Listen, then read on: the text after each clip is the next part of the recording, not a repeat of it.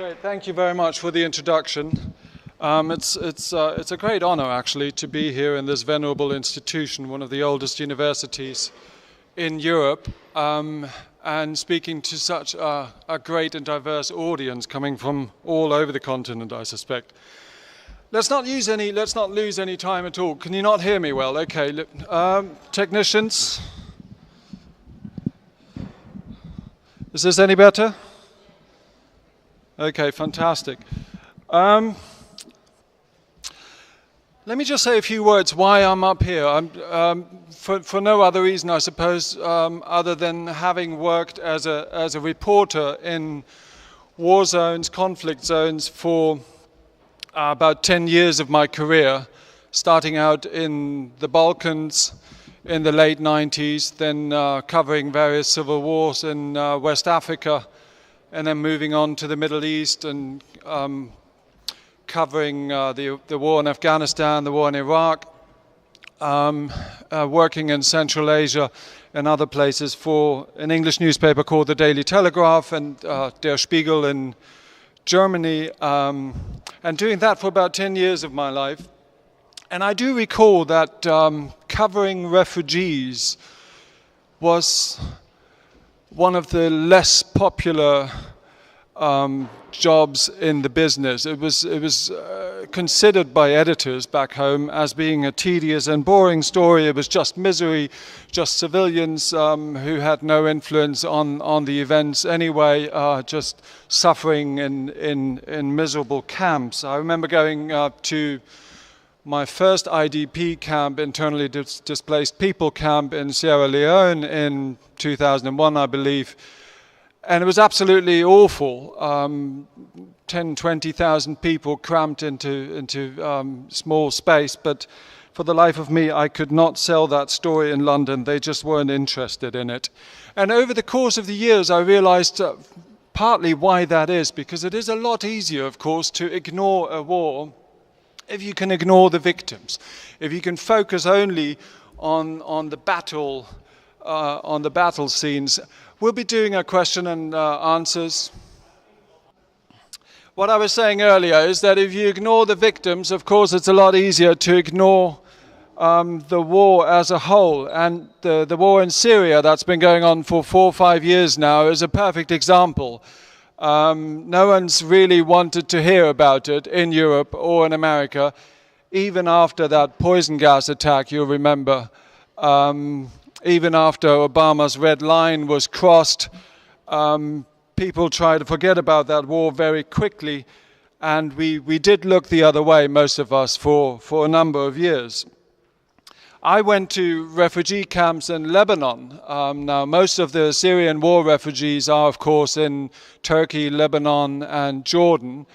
And what I saw there was really quite awful. In the Bekaa Valley, again, thousands of people living in miserable conditions. But again, coming back home to Germany, to Europe, to England, there was very little interest in that. Oh, yeah, this is war, this is what happens. I called for donations for NGOs, helping these people. Again, there was a fair bit of indifference, I would say. And then what happened last year, as this indifference was spreading to governments, they cut down the funding to UNHCR, which is the UN agency looking after refugees. And the UNHCR then had to cut down their support for the refugee camps in Turkey and Lebanon and Jordan. And that's when people started moving. That was the last straw for many people who'd been living there out of danger, yes, but with no real perspective for their lives at all and their families. That's when they started moving towards Europe. And I have to say, apart from all the problems this may have caused, 1 million people migrating unchecked, uncontrolled, all across Europe into Germany, for all these problems, what I liked about the refugee crisis was that for the first time, these people brought the Syrian war to Europe. It put Syria on the agenda. They were voting with their feet.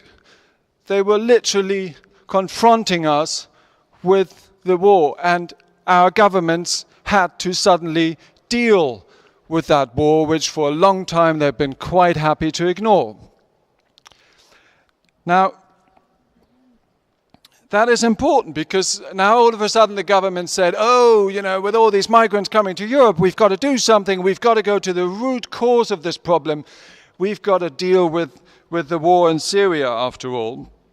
And that I found, for a beautiful moment at least, a very good thing. This mass influx of people doing away with the illusion that we can somehow afford to ignore these armed conflicts on Europe's periphery. The Middle East isn't that far away, but for a long time we were quite able to sustain that illusion that it was in a faraway country, North Africa, Middle East, and we didn't really have to worry about it, but now we did. And now for the first time in September, October last year, people walked across borders. What had been true for the internet, what had been true for communication, what had been true for free trade for years, which we've taken for granted, and I know many of you support these ideas, all of a sudden became true for people. People we'd been able to be friends with on Facebook for years, but who'd never been able to get a visa to come to Europe, now all of a sudden walked across Europe. And I thought that was a beautiful thing. Now, of course, things have changed. It's been 6 months only, and partly because very few countries, apart from Germany and Sweden, have been willing to actually accommodate refugees.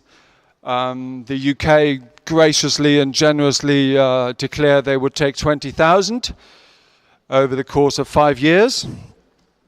Now, Germany has taken more than 1 million over the course of 4 months.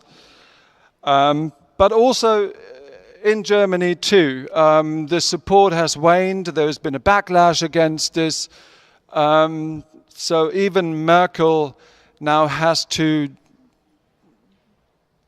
There has been a turnabout, let's say, in her policy. I think it's going to be more pronounced in the coming weeks. Mostly because the Visegrad countries, led by Vienna, created facts by closing the borders and the Balkan routes unilaterally. Now, that sounds better, doesn't it? Now, if you've missed everything before, don't worry about it. I'm just getting into it now. Basically, what I was saying, refugee crisis was a good thing. And now what's been happening is that Greece, of course, is unwilling or incapable of controlling its external borders. Lots of islands, of course, it is a difficult thing. The new external border of Europe and the EU has basically moved up to the north of Greece. It's the Greek-Macedonian border now. And this is what it looks like. It is a double fence. Actually, reminds me a little bit. I'm old enough to remember the old GDR border separating East and West Germany. If you put a few towers there and a few minefields, it wouldn't be any different, really. Of course, then the idea was to keep people in, and this is the idea here is to keep people out. But this is the new reality. There's a NATO razor wire fence all along that border, produced in Hungary, by the way. And then, I think it was about 2 weeks ago, I think you'll remember, there were these news images of border guards, and it's not just Macedonians, it's also Austrians, Croats, Hungarians, they've all joined there to protect that border. They started firing tear gas at refugees. Now, a number of them, a group of them, were trying to get through the fence, and they had tear gas fired at them. And that's when it sort of clicked up here. those who've followed me over the past 6 months know that I was skeptical about some aspects of letting all these refugees in. But just when they fired tear gas, I realized there was something going wrong here, and I was wondering just how long it would take for them to fire live ammunition at some point. So I booked a flight down to Thessaloniki and went to that spot where they fired tear gas, the Idomeni refugee camp on the border. And I'm going to show you a few slides and perhaps say a few words about them.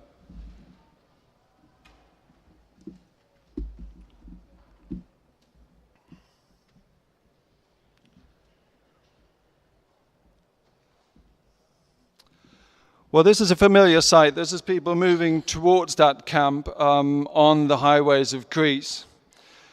This is a fine young lady I met, 26-year-old Nedris Manzour. She's from Aleppo. Her husband went to Germany in September, and she spent the winter in Syria, in the war zone, along with her child, 2.5-year-old Basil. And they've been trying to fend for themselves, and now she's trying to join her husband in Germany. Well, Germany has actually made that more difficult for families to reunite. She's been on the road for nearly 4 weeks. The usual story, paying €1,000 to traffickers, getting on a boat. She doesn't know how to swim, he doesn't know how to swim.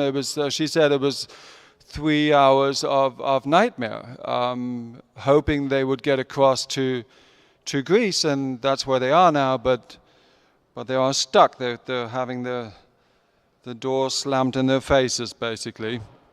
This is what Idomeni looks like, and bear in mind, these pictures were taken on Monday and Tuesday when the weather was still quite nice and springtime-like.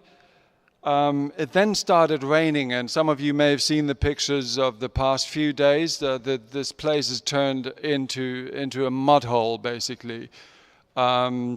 Really torrential rain, and most people are sleeping in private tents like this.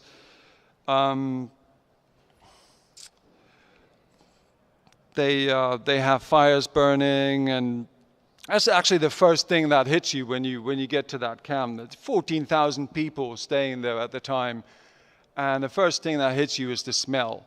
There's bonfires, there's rotting garbage. Yes, you do smell urine. It's just getting worse every day. I spent 3 days there, and I have to tell you, in my 10 years, and I've seen a fair bit. I've never seen anything quite like that. These people live in utterly degrading and inhumane conditions. These are the tracks guarded by Greek police in this case to prevent another attempt at a breakthrough.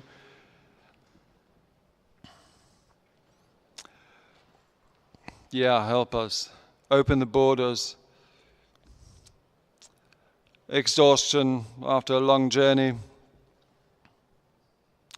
That lady, I'm sure she had other plans for her old age than being moved around. At the entrance of a larger tent. And that's Idris Mansour again and her little boy. She found a berth to sleep on. Actually, and this may come as a surprise to you if you follow mainstream media, most people in that camp are not young men trying to get to Europe. The majority of the people are women and children. When I was there were about 8,000 women and children.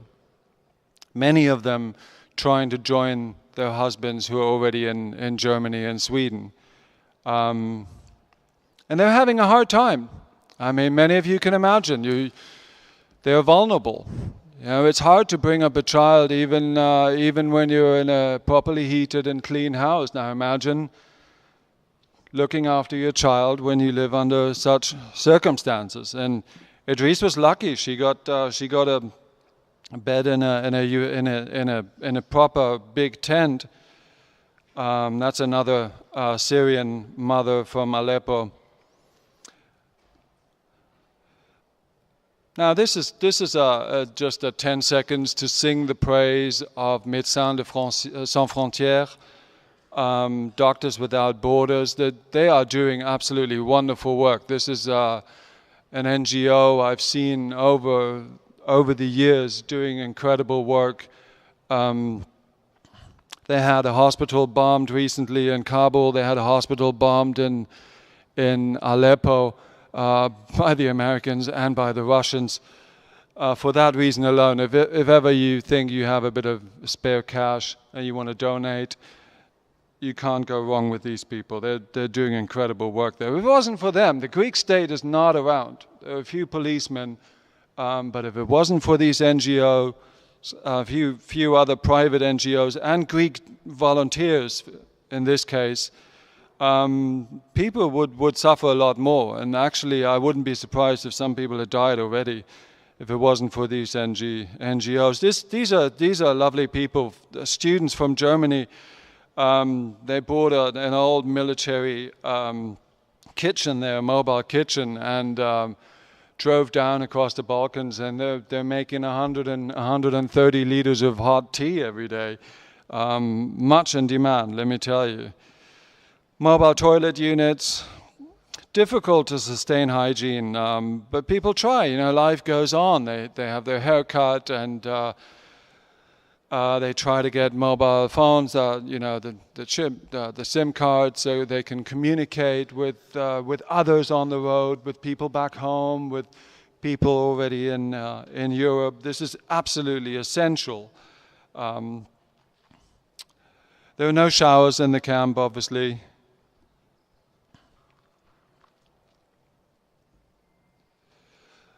But there's love, you know, there are couples. Thinking about what to do next, I would imagine, in this case. A lovely young couple there. They were so in love, I didn't even want to speak to them. And then, funnily enough, next to the camp, there was this green field, children running around. You can't help wondering, you know, where can they go? And then you get closer to the fence, and things start getting a little messier there. This is actually the fence we saw at the beginning, and people pitched their tents right up to it, actually using the NATO wire to dry their clothes. And it's a sight that you will only see, I promise you, now. You will never see it again. The governments are going to make sure there will be no such photo op of that fence and the refugees together. So this is why it was important to go down there now and report it now, because this is what you get to see. There will be a sanitary cordon, they will call it, in the future. I'm absolutely sure about this. These are not pretty pictures.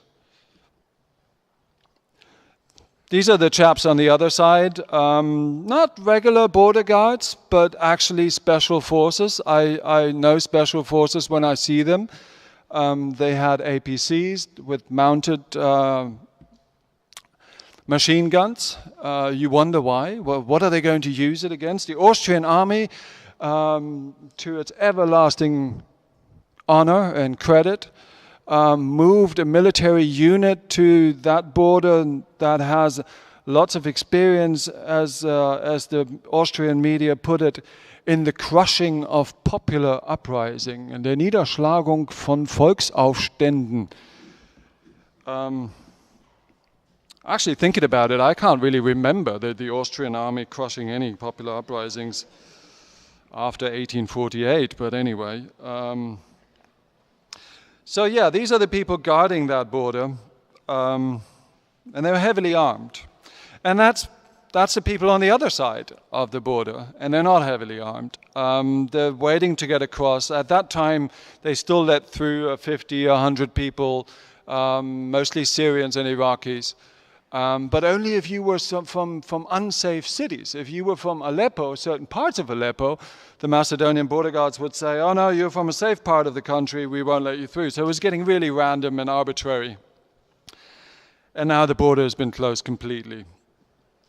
That's again Idris Mansour after her kid and his friends got some new clothes, and you know, she's trying to retain hope. And this is a child's drawing, which I thought was worth photographing. This is how this particular child sees the situation at the camp, with lots of people on this side and fewer people on the other side. You know, it's the kind of fence, you know this expression in English, to stay on the fence when you're undecided about an issue and you don't want to come down on either side. It's a kind of fence, NATO wire, razor wire. Let me put it this way, it's difficult. It's difficult to stay on the fence, on a fence like that. And I really, for myself, I wondered which side of the fence I would rather be on. And then the rain started, and things were getting even messier. And it was getting incredibly cold again. I'll just leave it at that because I do want a few of your questions. This is the last slide. I guess the situation's come across. I think the upshot of it all is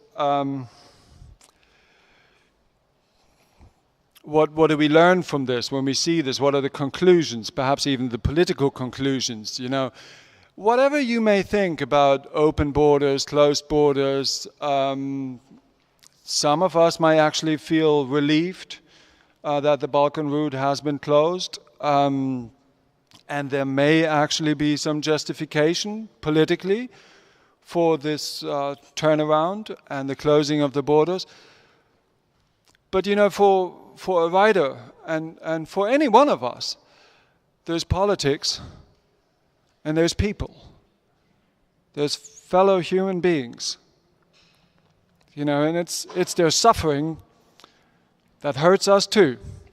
And we should not and we cannot. We cannot afford to look the other way again. It's not going to happen. Because we should bear in mind why people started moving last year. It was because the situation was becoming unbearable in the refugee camps, and it was becoming unbearable in the war zone. So the conclusion we have to draw from that is that if we close our borders, fine, close our borders. But we need to improve at least the situation, the living conditions in these refugee camps in Greece, in Turkey, in Jordan, in Lebanon. The European governments need to spend a lot of money, whatever it costs, to improve the living conditions in those camps. And ultimately, of course, we need to start helping refugees before they become refugees. We need to do everything we can to stop these wars. Because we can no longer keep them at an arm's distance. We are together with these people. These people are us. We are these people. There's no separation there. We can keep them on that side of the fence for a few months maybe. But if we don't stop the root cause of their migration, then we haven't learned a thing. For more on this, other pictures, check out my website, check out my Facebook page, writer lutzklevemann.com. I wrote a little op-ed, a little essay on this, which you might want to check out and share with people, so the message doesn't get lost. And now we should perhaps have a few questions and have a bit of a discussion. Yeah.